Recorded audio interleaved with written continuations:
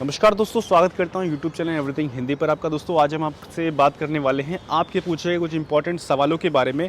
और ये वो सवाल होते हैं जो आप लोगों ने पिछले हफ्ते की जो संडे की वीडियो है उसके नीचे जो किए थे, वो सारे सवाल आज हम लेकर आए हैं आपकी आज की इस वीडियो में। और इस वीडियो में वो सारे सवालों का जवाब हम इसलिए देंगे क्योंकि ये वो सवाल होते हैं जिनमें जब आप ट्रेडिंग करते हैं तब बहुत सारे ऐसे छोटे छोटे इश्यूज़ आते हैं जिनका सोल्यूशन ना ही तो यूट्यूब पर है, ना तो कोई बुक्स ऐसी अवेलेबल है जो वो छोटी छोटी दिक्कतों को सॉल्व करे। तो ये जो वीडियो है काफ़ी ज़्यादा इन्फॉर्मेटिव होती है उन बिगिनर के लिए। और जो मार्केट का आज की तारीख में सिचुएशन है, कई सारे सवाल हमने उस मार्केट से रिलेटेड भी लिए हैं, तो बहुत सारे एंटरटेनिंग इन्फॉर्मेटिव ये वीडियो होने वाली है। तो जानते हैं इन सब के बारे में वीडियो को स्टार्ट करते हैं। और आपके मन में कोई भी सवाल आ रहा हो क्रिप्टो से रिलेटेड तो इसी वीडियो के नीचे कमेंट कीजिए। नेक्स्ट वीडियो में इसको हम शामिल करने की पूरी कोशिश करेंगे। तो दोस्तों मैं हूँ अजय और आज हम लोग बात करने वाले हैं आपके पूछे हुए कुछ इंपॉर्टेंट सवालों के बारे में। तो जिसमें सबसे पहला जो सवाल निकल कर आता है वो ये है ऑनलाइन प्रोडक्ट का। और उनका कहना है कि अगर कोई एक कॉइन की सप्लाई मान लीजिए 1 लाख है और उसका प्राइस $1 हो जाता है, वैसे 1 लाख जिसकी सप्लाई होगी उसका प्राइस $1 मुश्किल है क्योंकि उससे ज़्यादा होगा। तो अगर कोई एक ट्रेडर उसकी सारी सप्लाई ख़रीद लेता है तो बाकी के लोग क्या ख़रीदेंगे? ऐसा पॉसिबल होता नहीं क्योंकि जिसके सप्लाई 1 लाख है उसकी प्राइस काफ़ी ज़्यादा होगा और उस एक आदमी को ख़रीदने के लिए काफ़ी ज़्यादा पैसा खर्चा करना पड़ेगा और कोई ऐसा करेगा नहीं। ये सिर्फ आपने सोचा है, मैंने जवाब दिया है। प्रैक्टिकल लाइफ में ऐसा कुछ पॉसिबिलिटी है नहीं और ना ही ऐसा होता है। और अगर किसी ने बाय कर लिया तो बिल्कुल सही बात है, उसके पास पूरा सारा का सारा डंप रहेगा। नेक्स्ट सवाल है रोशी भारद्वाज का। इनका कहना है कि सर अगर कोई ऐसा ऐप है जिसमें हम पता कर सकें कि बाइनेंस में हमने जो भी पैसा बाइनेंस के वैलेट में जो भी हमने फ़ंड ऐड किया है उसके बारे में पता कर सकते हैं अब तक कितना ऐड किया है। तो इसके लिए आप P2P में जाएंगे और जो भी ट्रांजैक्शन ऐड और सेल के हैं वो सारा लिस्ट ट्रांजैक्शन हिस्ट्री में दिखेगा। तो वहाँ से पता कर सकते हैं कितना आपने खुद ऐड किया है। और अगर आप किसी वैलेट से मंगाते हैं तो उसका भी ट्रांजैक्शन हिस्ट्री पूरी होती है। अब बढ़ते अपने नेक्स्ट सवाल की तरफ। और नेक्स्ट सवाल क्या है, कुलदीप राजपूत ने। इनका कहना है कि फियर एंड ग्रीड इंडेक्स कहाँ से चेक करना चाहिए। तो इसके लिए दोस्त अभी मैं साइड में दिखा रहा हूँ, ऊपर फियर एंड ग्रीड का URL है, डिस्क्रिप्शन में भी लिंक दे दूंगा, उससे आप सर्च कर सकते हैं। बिल्कुल सिंपल है, गूगल पे भी सर्च करेंगे तब भी आपको ये मिल जाएगा। नेक्स्ट सवाल है राज विशाल का। इनका कहना है कि ट्रस्ट वैलेट में कोई अगर बैन की सिचुएशन होती है और उस समय हम अपना सारा का सारा क्रिप्टो ट्रस्ट वैलेट में भेजना चाहते हैं तो क्या होता है उस समय की, मतलब आपके जो भी टोकन है अगर वो इथेरियम की प्लेटफॉर्म पर बने तो बहुत सारी फ़ीस लगने वाली है, अगर वो BNB की प्लेटफॉर्म पर है तो कम फीस में हो जाएगा, और ट्रोन की प्लेटफॉर्म पर है तो भी कम में हो जाएगा। तो ये सारे डिपेंड करते हैं किस ब्लॉकचेन पर हैं वो। बाकी आपका नॉर्मली हो जाएगा। और ट्रस्ट वैलेट पे भेजना हाँ थोड़ा सा चार्जेबल चीज़ है। और हो सके तो सारे कॉइन मर्ज करके कुछ बड़े टोकन में रखिए टॉप 50 में, तो आप आसानी से भेज सकते हैं। अब बढ़ते अपने नेक्स्ट सवाल की तरफ। और नेक्स्ट सवाल क्या, रिपन दाम ने, ये हमारे रेगुलर व्यूवर्स हैं, मोस्टली कमेंट करते हैं, तो आपके लिए मैं आपका सवाल का जवाब देता हूं। आपका सवाल ये है कि गूगल ऑथेंटिकेटर पासवर्ड भूल गया हूं, इसको कैसे रिकवर करें, प्लीज़ सजेस्ट मी। इसके ऊपर एक वीडियो बनाएं प्लीज़ दादा।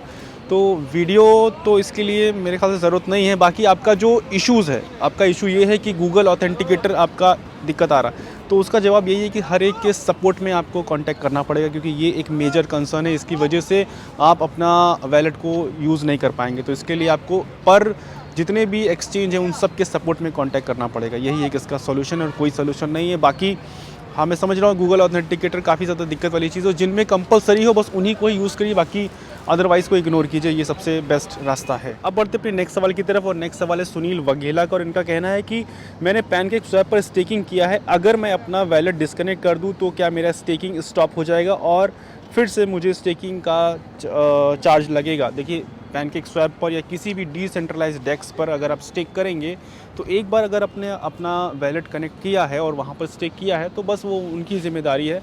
उसके बाद आपको कुछ नहीं करना है, आप डिस्कनेक्ट कीजिए, 2 महीने बाद 2 साल बाद वापस से कनेक्ट करेंगे, वापस से अपनी क्रिप्टो विड्रॉल कर सकते हैं।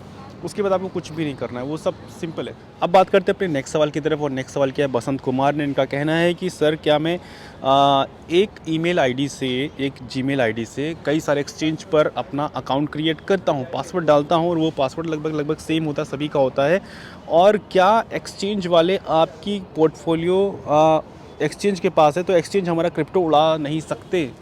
ऐसा चांसेस है नहीं। अगर आप कुछ अच्छे एक्सचेंज पर हैं जो ट्रस्टेड हैं उन एक्सचेंज पर है तो ऐसा पॉसिबिलिटी नहीं है। वैसे तो आप सोचिए मोबाइल के जितने भी, जैसे आईफोन है, जैसे सैमसंग है, उन सब के पास हमारे सारे पासवर्ड हैं। तो इस डिजिटल दुनिया में हम सब लोग का कोई मतलब प्राइवेसी नाम की कोई चीज़ है नहीं। हम सब लोग मतलब हर एक के सामने बिल्कुल खुली किताब हैं, जो भी डिजिटल वर्ल्ड के ओनर हैं, चाहे वो क्रिप्टो एक्सचेंज हो, चाहे वो फ़ोन के ओनर हो, इन सभी के सामने हम लोग बिल्कुल समझ सकते हैं। अब बढ़ते अपने नेक्स्ट सवाल की तरफ, और नेक्स्ट सवाल क्या, आर के सप्लीमेंट ने बहुत ज़्यादा एंटरटेनिंग सवाल है, काफ़ी ज़्यादा इंटरेस्टिंग सवाल है। इनका कहना ये है कि भाई एक बात बताओ, अगर मैं 2 फ़ोन से फ्यूचर ट्रेड स्टार्ट करता हूँ और एक पर मैंने लॉन्ग किया है सेम कॉइन को और एक पर मैंने शॉर्ट किया है सेम कॉइन को, तो क्या होगा? ये मैंने कभी सोचा नहीं, ना ही ट्राई किया है, तो एक बार ट्राई करता हूँ, उसके बाद नेक्स्ट वीडियो में जवाब अगर याद रहा तो दूंगा। वैसे होगा क्या, एक में लॉस हो रहा है और एक में फ़ायदा हो रहा है। अब बढ़ते अपने नेक्स्ट सवाल की तरफ, और नेक्स्ट सवाल क्या है, राजीव ने, और इनका कहना है कि सर आपकी वीडियो बहुत ज़्यादा इन्फॉर्मेटिव होती है, थैंक यू सो मच उसके लिए। और आपका ये कहना है कि लॉन्ग टर्म SIP कॉइन कहाँ पर स्टेक किए जा सकते हैं प्रॉफिट अर्न के लिए? तो देखिए, लॉन्ग टर्म के लिए स्टेकिंग करनी है तो सबसे इजी जो रास्ता है वो एक्सचेंज है, बाइनेंस, कई सारे और एक्सचेंज है, कूकॉइन वगैरह वगैरह। और जब आपको ज़्यादा इंटरेस्ट चाहिए तो उसके लिए आपको डेक्स पर करना होगा, और डेक्स पर और एक्सचेंज पर करने के लिए जल्दी हम एक वीडियो बनाएंगे, क्योंकि बहुत सारे लोगों का सवाल है स्टेकिंग को लेकर, बहुत सारी कन्फ्यूजन है, तो इसके लिए जल्दी हम लोग वीडियो बनाएंगे। अब बढ़ते अपने नेक्स्ट सवाल की तरफ, और नेक्स्ट सवाल किया है लीफो बीटा 2.0, गजब का नाम है। आपका कहना है कि sir please answer this question, for long term investment coin को, टोकन को कहाँ पर सेफली रखा जाए, एक्सचेंज पर या वैलेट पर? सेफली आप वैलेट पर रख सकते हैं और एक्सचेंज पर भी रख सकते हैं कभी सेल करने के लिए, तो दोनों ही हैं, वैलेट ज़्यादा सेफ है। नेक्स्ट सवाल है मृत्युंजय कुमार का, इनका कहना है कि सर आप हमेशा टेलीग्राम पर IDO इन्वेस्ट करो, सर IDO क्या है, इसके बारे में इन्वेस्ट करने पर बताते हैं, पता नहीं, IDO रिलेटेड पूरा डिस्क्रिप्टिव वीडियो बना दीजिए। दो दोस्त मेरे बात ध्यान से सुनो, IDO जिस टेलीग्राम पर प्रमोट हो रहा है वो मेरा नहीं, वो स्कैमर का चैनल है, उसके लिए रिपोर्ट करना है, उस चैनल से एग्ज़िट हो जाइए, वो चैनल स्कैमर का है। और हमारा जो चैनल है वो उस पर IDO वगैरह नहीं आते हैं, उसके लिए हमने यहाँ वीडियो बनाई जो आई बटन में आ रही है कि क्या इस समय स्कैम चल रहा है, तो बहुत बड़ा स्कैम चल रहा है, IDO वगैरह कुछ नहीं है, कोई हम IDO प्रमोट नहीं कर रहे हैं। अब बढ़ते अपने नेक्स्ट सवाल की तरफ, और नेक्स्ट सवाल है किशोर सन्यासी का, इनका कहना है कि सर बाइनेंस पर लॉक्ड स्टेकिंग और सेविंग लॉक्ड में क्या डिफरेंस है, इसके बारे में पूरी वीडियो में बताइए। मेरा स्टेकिंग पर वीडियो जल्दी आने वाला है, उसमें हम लोग बात करेंगे इसके बारे में। नेक्स्ट सवाल है सुपर ह्यूमन पावर का, इनका कहना है सब 2010 में जब कोई एक्सचेंज नहीं थे तो क्रिप्टो का कैसे पेमेंट करते थे? तो उस समय मतलब ऐप टू ऐप होते थे, ऐप टू ऐप, जैसे एड्रेस पर जिस तरीके से आप भेजते उस तरीके से होते थे, और जितना इजीली आज है उतना उस समय नहीं था। ऐप टू ऐप जैसे एड्रेस पर भेज देना, वो सारी चीज़ें होती थी।